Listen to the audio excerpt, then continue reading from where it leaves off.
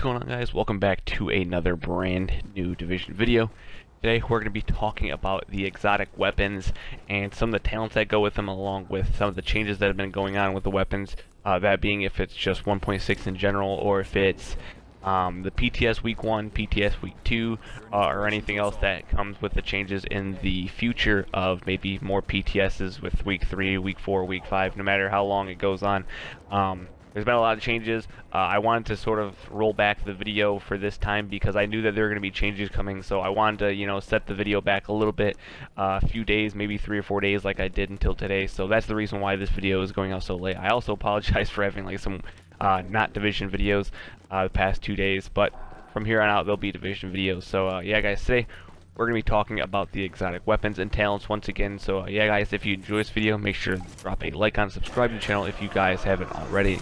Yeah guys, let's get right into the video. So first off, for obvious reasons, obviously we all know by now that the high-end weapons, as they are known now as for console, obviously if you're on PC, that you can play on the PTS obviously, but right now they're known as named weapons and named gear sets, or gear pieces I should say, because they're not gear sets, they're gear pieces. But right now they're known as named high-end pieces and weapons.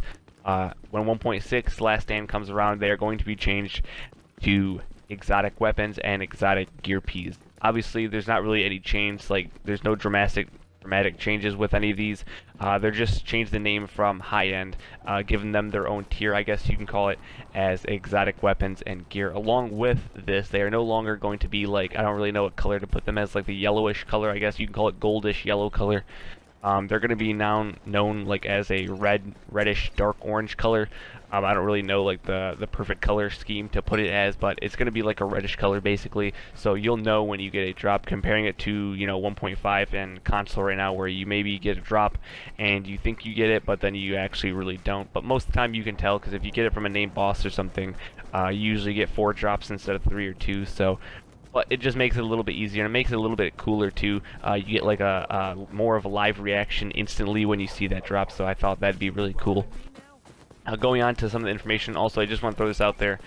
Some people might have made some different videos, which is why, like I said before, I was waiting to make this video because I knew they were going to make some more changes. I'm going to probably have to end up making another one because I know they're going to end up changing some stuff when it gets really close to the release of 1.6. So obviously they changed the FAMAS name. It's an exotic weapon now, so if you guys have FAMASs and you guys are thinking about selling them because they're bad or something, keep them anyways. They're going to be a named weapon, so you might as well keep them just for your stash to be able to say you have one. So obviously they changed the FAMAS. It's not going to be called the FAMAS anymore. It's going to be called the Bullfrog. I don't know where the hell they got the name from. I don't know where they get any of the names for their weapons from, but that's what it's going to be called now, the freaking Bullfrog. Also, when 1.6 comes out, if you're on the PTS right now, you've probably already experienced these caches. They're called exotic caches. It gives you a little bit higher chance of getting an exotic weapon. It doesn't guarantee you one, but it raises the chances a little bit higher than just opening it from a regular cache or something.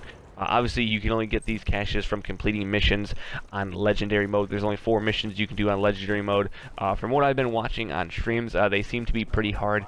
It's not like they're insanely hard or rushing difficulty-wise. They just take a little bit longer and a little bit more strategy to get them done, from what I've been watching. Also note that you cannot recalibrate the exotic talent now that is on the weapon. So the third talent is always going to be the exotic talent on the weapon. You can no longer recalibrate that talent off the weapon. It is stuck on there forever. You cannot change it. It's just stuck there. Also, exotic weapons have their exotic talent. Once again, their third tier slot, I guess you can call them. The 2 other talents are randomly rolled, as well as you can also not transfer these through a Alpha Bridge build. So obviously they're not going to transfer through it if you're running the Alpha Bridge setup. Also, exotic weapons, I'm not going to go into detail of all of them, but there are some weapons, when you have 2 of them on the same build, they sort of act as a mini gear setup, or I don't really know what to call them, but for example, I'll just give you guys one of the examples. It's going to be called the Liberator and Centron. This is going to be called the Free Republic. I'm not going all the stats. That'll probably be a separate video, something for you guys, showing you guys all the many gear setups you can run with weapons, I guess. I don't really know what to call them. Weapon setups, I guess you'd call them. But that's just one of the examples for it. It's Liberator and Centron, or Centurion, I should say. I don't know why I said Centurion, but Centurion. It's called the Free Republic, and then you get a extra bonus when you have those 2 on the same build as well. Also, making sure that you guys are grinding for some of the named weapons. None of the spots or anything changed. They're still the same methods as before. You just They're just different colors. So next, I want to talk about all the weapons that are actually known right now that are exotic weapons, categorized as those, I should say. But if I miss some, make sure you guys help me out in the comments below. I just put these off the top of my head. I might have forgot maybe 1 or 2 or 3 of these weapons that are named. Hopefully I didn't, but yeah, guys. So first off, the Tommy gun. Obviously, we have the Tommy gun, just straight up named Tommy gun. That is the variant that has the drum mag on it, and then we have the other variant of the Tommy gun, which is the Thompson M1929, I think, or M1619 or something like that. You guys get it's Tommy gun, but it's just different variant. Also, we have the FAMAS, which is now known as the Bullfrog. Once again, I don't know how the fuck they get these names.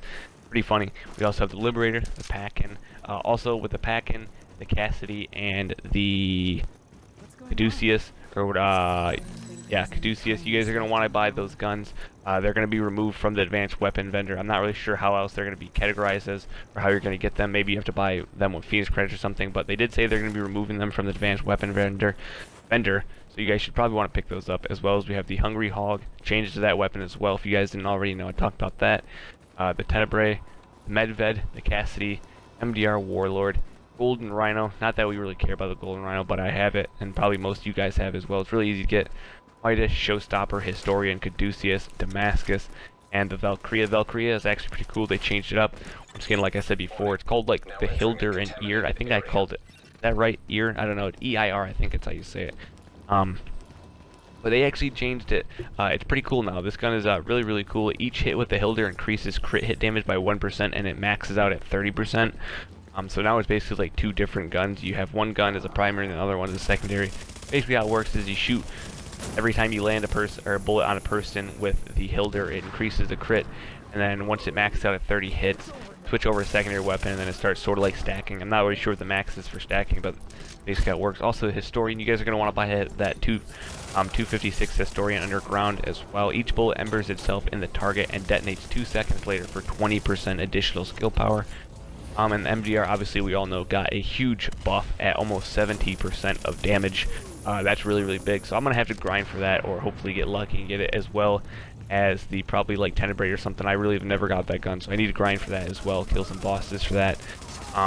Yeah, guys, like I said before, grind for all these weapons, all this gear that you guys don't have, because once it hits 1.6, you never know what's going to happen. They might change some of the stuff that we have right now, and it's good. So that's why I'm telling you guys to keep it. I mean, you really have no reason to destroy it. It's named weapon. It's going to be categorized as an exotic weapon or gear piece anyways when 1.6 comes out. So no point of destroying it or selling it. So once again, guys, if you enjoyed this video, make sure to drop a like and subscribe to the channel if you guys are new. And I'll catch you guys next video tomorrow. Peace out.